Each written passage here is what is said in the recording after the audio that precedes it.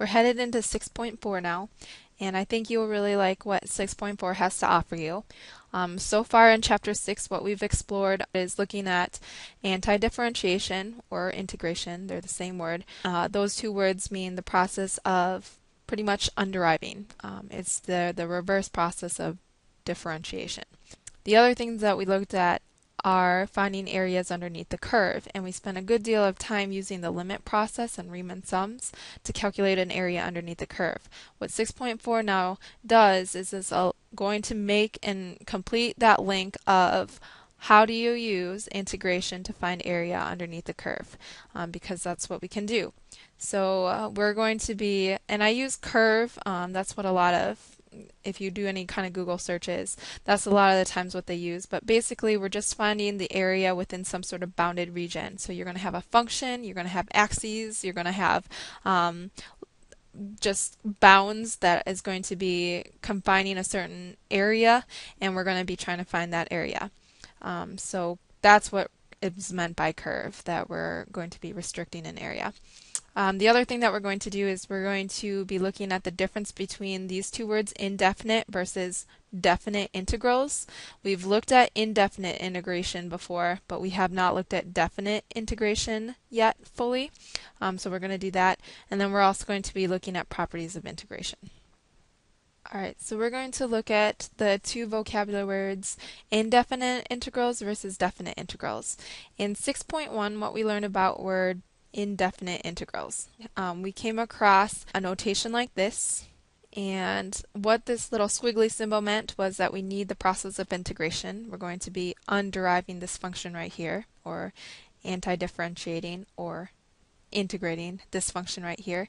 And what we called this was a differential. We're going to take this and turn it back into a new original, how we notated it was a big F function. That would have been the original function that if derived, this big F, if it were derived, it would have gotten us 2x. So we explored some different properties with integration, such as if you have a constant, you can pull that out. So I'm going to go ahead and pull that out. And then what we're integrating is just something like this. Alright, this dx indicates to us what we're anti-differentiating with respect to. And we're going to be doing it with respect to x. So it's this variable that I'm going to concentrate my focus on now and say, alright, well technically this is up to the 1. Alright, and when we do the process of integration, we're going to add 1 to the exponent and then divide by that new exponent. Exactly opposite of differentiation. So what we get is 2 times, and then our number here would be 2x to the second over 2. And then here was key. We needed what we called a constant of integration, because consider this, when you cancel this all out, this is our what we call our big F now. We get x squared plus c. And this is what we call the general antiderivative, because this shows us that if we were to derive this equation that we've gotten, what we would be getting is bring down that 2, subtract 1 from that exponent, and we would be getting our 2x, this equation that we started out with. Okay, so that was the process of anti-differentiation with indefinite integrals. So that was this notation here, and we needed a plus c. That was key. Alright, now what I'm going to have us consider is for definite integrals, what's going to happen? The one big difference is that we're going to have some sort of bounds.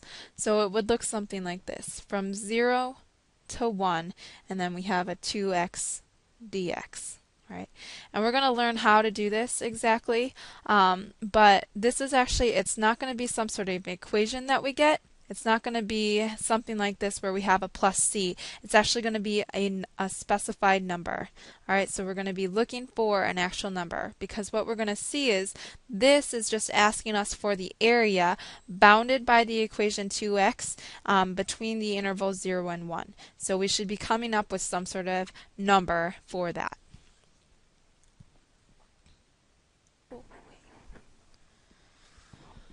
All right, this brings us to the biggest part of 6.4 and what I think you'll really like. It's called the fundamental theorem of calculus.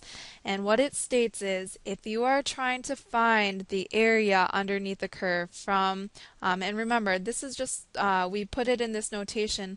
This is saying that we're looking for the area from A to B. This is my lower limit. It should be some sort of lower number. Lower bound, I'll call it. And this is my upper bound. And that's what's going to bound this function with one of the axes. And what we're really interested in then is finding that area that's bounded by all of this. And what we can use is just integrate.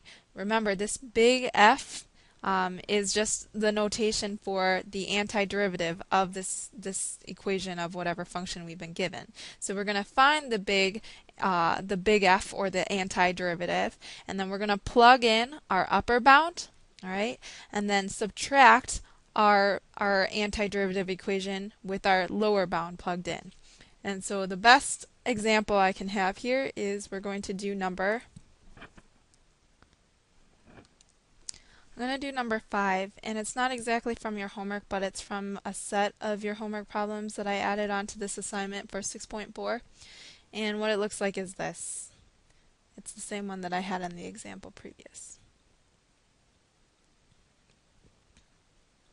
Okay, so what I'm going to, we have a certain notation that we do for this. Your book kind of demonstrates that on page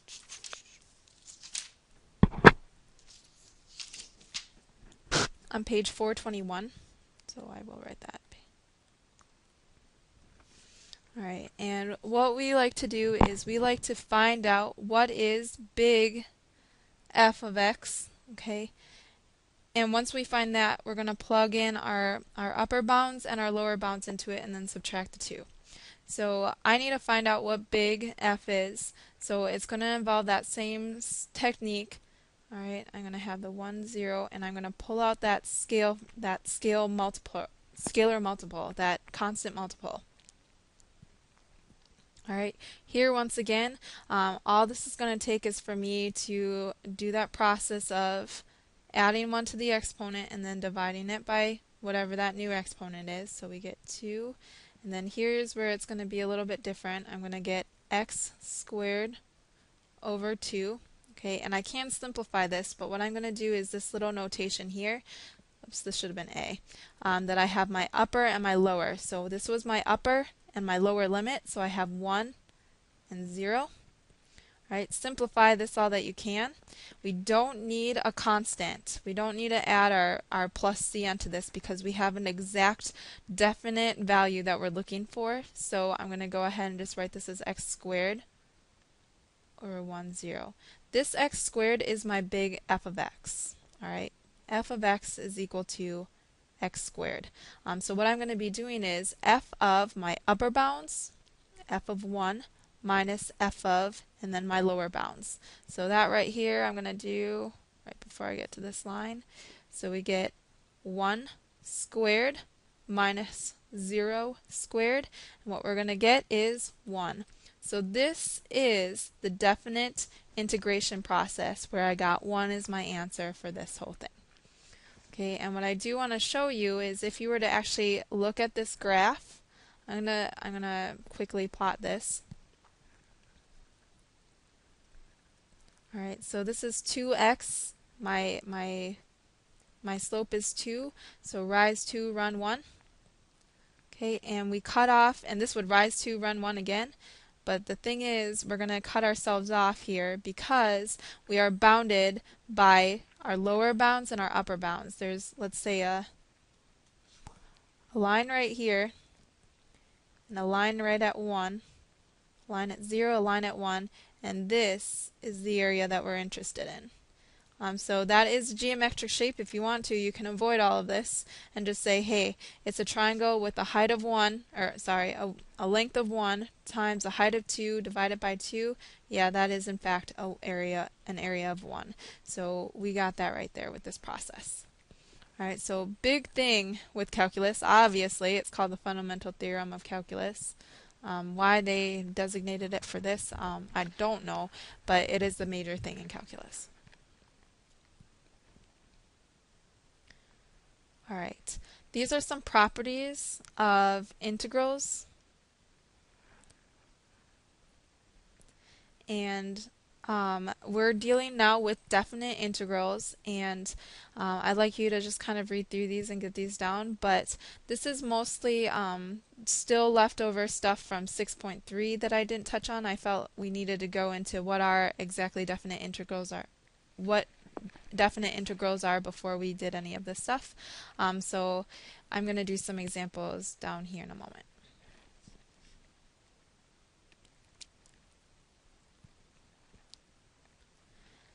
So to get a kind of visual on what this is saying, I hope this one makes complete sense. Let's say that we had some sort of function, right, regardless of what it may be.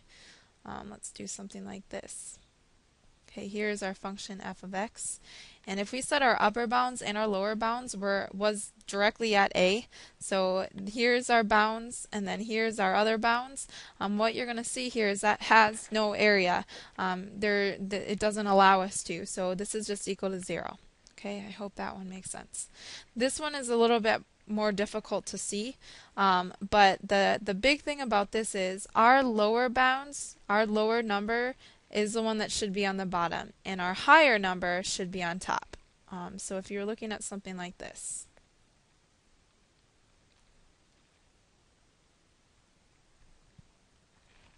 and here's our a, and here's our b. Okay, if they ever switch it around on you though, and they're trying to make you evaluate over the interval a to b, where they try to make you integrate from, let's say, we'll call this 1, we'll call this 2, and this 4. Okay, if they were saying, hey, let's integrate this f of b from 4 to 2 of this particular function with respect to x, then the idea is it's a little bit strange because this is not your lower bound anymore, and this is not your upper bound anymore. So really what they can say is, let's make it make more sense, but you're going to have to negate it. So lower bound, upper bound, all right, and then you can go ahead and integrate it like normal, but you're just going to have to negate it. And then finally, I hope this one makes sense. If you're looking at an interval from the lower bound a to b, okay, and then somewhere in between here there happens to be a c, all right, so we're going to look at that same type of picture. All right, here's our a, here's our b, and there's some sort of c in between. Okay, then you could go ahead and integrate. Here's our c. You could go ahead and integrate this exact function from a to c, and then just add it onto your function, onto your integral, your definite integral from c to b. So find the area from c to b. Find this area, add it to this area. You're gonna get the overall area of just from a to b. Okay. So we'll be working on some more examples of these problems in the next video.